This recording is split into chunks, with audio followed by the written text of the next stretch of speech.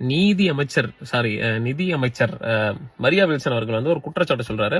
தமிழ்நாட்டுல வந்துட்டு ஒவ்வொரு குழந்தை பிறக்கிறப்ப வந்து பாத்தீங்கன்னா 1,28,000 ரூபாய் கடனோட தான் பிறகுறாங்க அப்படின்ற மாதிரி ஒரு குற்றச்சாட்டு முன் வச்சிருக்காரு. அது இன்னைக்கு ஆஸ் பர் டுடேஸ் டேட்ல வந்துட்டு சொல்லியிருக்காரு.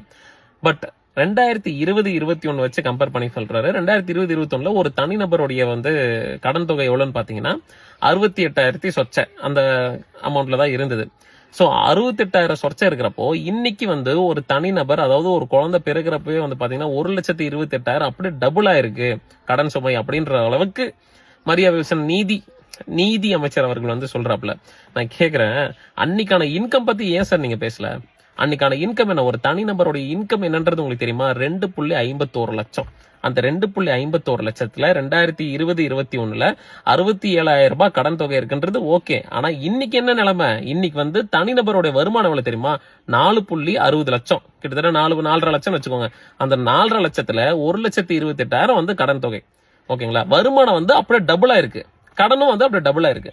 இவர் எப்படி மேனிபுலேட் பண்ணி திமுக ஆட்சி காலத்துல, அதாவது இந்த அளவுக்கு ஒரு மோசடி நடத்துக்கு தமிழக வெற்றி கழகத்தோட ஆட்சியில நிதி நெருக்கடியில வந்துட்டு பாத்தீங்கன்னா ஒரு தனிநபர், அதாவது பிறக்கிறப்ப குழந்தைக்கே வந்து பாத்தீங்கன்னா 1,28,000 கடனுடையே பிறகுறாங்க அப்படின்ற அளவுக்கு ஒரு பொய்யான ஒரு ஃபேக்கான ஒரு நெரேட்டிவ் செட் பண்ணி வந்து பேசுறீங்களே.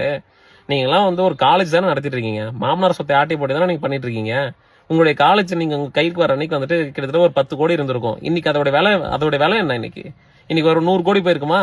அதுக்காக நீங்க என்கிட்ட 10 கோடி ரூபாய்க்கு தான் வாங்கினேன், நான் விற்கிறப்ப வந்து நான் 10 கோடிக்கே விற்கிறேன் விற்பீங்களா? நீங்க அன்னைக்கு 200 கோடிக்கு தானே விற்பீங்க. நீங்க என்னையா பேசுறீங்க? நீங்க என்ன அமைச்சரா இருக்கிறது என்ன தகுதி இருக்கு? ஃபர்ஸ்ட் ஆஃப் ஆல் உங்களுக்கு திராவிட முன்னேற்ற கழகத்து போல எப்ப பார்த்தாலும் விமர்சனம் வச்சுட்டே இருக்கீங்க. உங்களுக்கு என்ன? நீங்க எல்லாம் சோறு தான் தின்னீங்களா, வேற என்ன தின்றீங்க நீங்க?